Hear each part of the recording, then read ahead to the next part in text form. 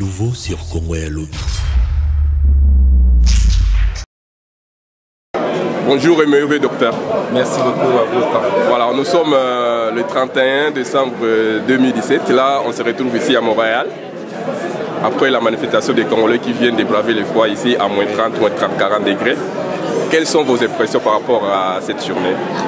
En tout cas, mon frère journaliste, je pense que ce que nous venons de faire, c'est un deuil.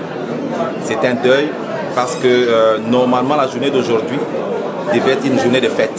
C'est la fin de l'année, nous sommes habitués à fêter avec nos familles pour commencer une nouvelle année. Mais c'est une journée de deuil parce qu'au moment où je vous parle, nous avons perdu de frères et de sœurs encore une fois au pays. Seulement parce qu'il y a une personne qui se croit supérieure à tout le monde, une personne qui ne respecte pas les textes, une personne qui prédit même sa mort tragique par une balle dans la tête, une personne qui ne respecte pas la religion, qui ne respecte pas nos évêques, nos abbés, nos prêtres. Une personne qui se permet d'aller disperser des cultes religieux. Mon frère, où a-t-on déjà entendu parler de ça? Vraiment, je pense que nous devons prendre conscience, nous en tant que Congolais, nous en tant que politiques, nous en tant que société civile, nous en tant que religieux, nous devons prendre conscience que la situation que nous sommes en train de vivre aujourd'hui, je pense qu'il serait ironique de penser que c'est une dictature. Je pense que c'est plus qu'une dictature. Nous devons trouver un terme à ce qui se passe aujourd'hui pour enfin prévoir des bonnes stratégies pour mettre fin à tout ça. Ok, des bonnes stratégies par rapport au mandat du président qui est caduc. L'accord qui a été prolongé pour 1 an de plus pour M. Kabila, comme caduc à minuit aujourd'hui. Demain, on sera les premiers, la suite des événements. Comment vous voyez la suite des événements par rapport à la politique au Congo? Qu'est-ce qui va se passer? Le président, il est sûr qu'il ne va pas démissionner. Et vous, en tant que politique, qu'est-ce que vous prévoyez? En tout cas, monsieur le journaliste, c'est une très bonne question. Je vais d'abord me présenter, Dr Patrick Lundula, je suis secrétaire général adjoint du PSN, Peuple au service de la Nation. En fait, vous savez, monsieur le journaliste, c'est nous tous qui sommes dans la confusion. Dans la confusion parce que M. Kabila n'a pas de mandat. Depuis plus d'une année, il n'a pas de mandat. L'accord qui lui a permis de rester en place n'a jamais été appliqué. Mais le problème qui se pose aujourd'hui, c'est que déjà au niveau des politiciens que nous sommes, nous ne sommes pas d'accord sur le diagnostic de la situation. Certains pensent que cette personne va organiser les élections alors que lui-même, en 2016, il a dit qu'il n'a rien promis. En 2017, il n'a pas voulu répondre à l'ultimatum de l'AIC. Et pire que ça, il a même dit qu'il partira avec une balle dans la tête. Qu'est-ce que nous faisons de ces messages-là? Nous organisons des marches, nous organisons des sit-ins, mais est-ce que c'est avec des marches et des sit-ins qu'il va partir? Est-ce que les marches vont générer des balles dans sa tête pour qu'il parte? Ça, c'est des questions que nous devons nous poser. Je lance un appel à tous ceux qui se disent opposants et des vrais opposants que nous devons nous mettre ensemble. Nous devons mettre ensemble nos moyens, nos intelligences pour que nous puissions trouver des bonnes solutions. Vous pouvez avoir des milliards, mais vous n'avez pas d'idées. D'autres personnes peuvent avoir des idées, mais ils n'ont pas des milliards. Mettons les milliards, les idées et la popularité ensemble pour que nous puissions trouver une solution durable pour notre pays. Par rapport à la solution, donc vous êtes en train de prôner l'unité des opposants. Est-ce que serez-vous prêt à vous unir avec, par exemple, M. Ngwanda, qui lui prône les armes, il prône de prendre le pouvoir, de chasser ces gens-là par la force? Est-ce que vous, en tant que politique, là je pose la question en tant que politique, seriez-vous prêt de s'associer aux idées de M. Ngwanda et son appareil pour essayer un peu de prendre les armes et chasser ces gens-là? En tout cas, monsieur le journaliste, nous sommes un parti politique à visée démocratique d'abord, mais dans le cadre de l'article 64 de notre Constitution, on ne nous demande pas de choisir un type de moyen précis.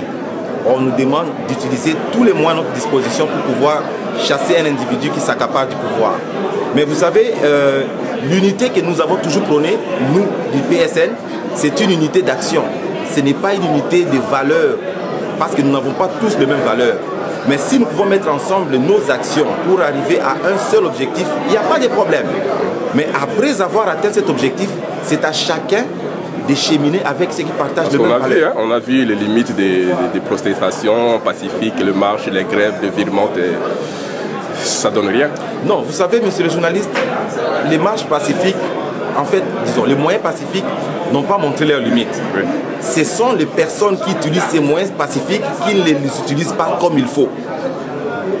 Nous disons que nous allons aller marcher, nous savons que devant nous, il y a quelqu'un qui est armé, mais nous disons aux gens, nous allons marcher pacifiquement, n'ayez rien à main, ne jetez pas des pierres, mais dis, si quelqu'un pointe une arme contre toi, pacifiquement, tu ne peux pas prendre un pierre et jeter sur la personne, ou tu vas attendre que la balle vienne trouver ton thorax. Est-ce que se battre pacifiquement, c'est aller se suicider? Non, mais c'est un problème de sémantique. Peut-être qu'on ne comprend pas bien ce que l'on dit. Imaginez-vous, qu'est-ce que nous n'avons pas dit ou nous n'avons pas sorti de nos bouches pour essayer de faire peur Joseph Kabila? Nous avons dit n'importe quoi. Nous avons même fait des marches de sommation. Mais ces marches de sommation, c'était pour finir comment?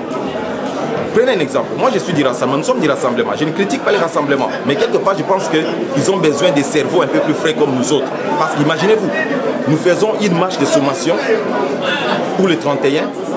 Et on arrive le 31, au lieu que nous puissions sortir pour aller nous battre avec la personne que nous avons la personne qui a eu l'ultimatum ou la marche de sommation, nous nous alignons derrière le prêtre. Imaginez-vous, tu menaces quelqu'un avec une Kalachnikov et puis après tu vas te mettre derrière celui qui a un bâton. Alors pourquoi avons-nous fait une marche de sommation? Est-ce que c'était notre marche de sommation ou bien c'était la marche de sommation des évêques? Je pense que nous devons réfléchir. Au niveau du rassemblement, au niveau de la dynamique, nous dans les PSN, nous avons des propositions, nous les disons et nous continuons à les dire. Nous avons besoin de renouveler la mentalité. Il faut une pensée jeune, une pensée qui croit aux objectifs plutôt qu'aux théories. Parce qu'on peut beau parler, mais si nous n'avons rien prévu pour concrétiser nos idées, pour concrétiser nos visions, nous serons toujours des démagogues. Et cette population-là va finir par se lasser des politiciens. Aujourd'hui, nous n'avons plus aucun crédit au niveau de la population. Pas seulement ceux qui sont dans la majorité, même nous de l'opposition. Quel crédit avons-nous? Je pense que les choses changeront dans le futur. Votre mot de la fin, parce que là, on est déjà à la fin. Comme mot de la fin, je dirais au peuple congolais d'abord que l'espoir ne peut pas disparaître. Gardons espoir. Nous sommes des hommes, nous sommes des femmes, nous sommes des jeunes.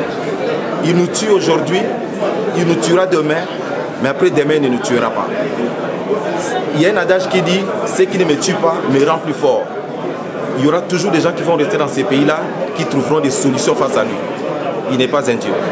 Ok, merci et meilleure vie. Merci à vous autant. Au revoir. Au revoir.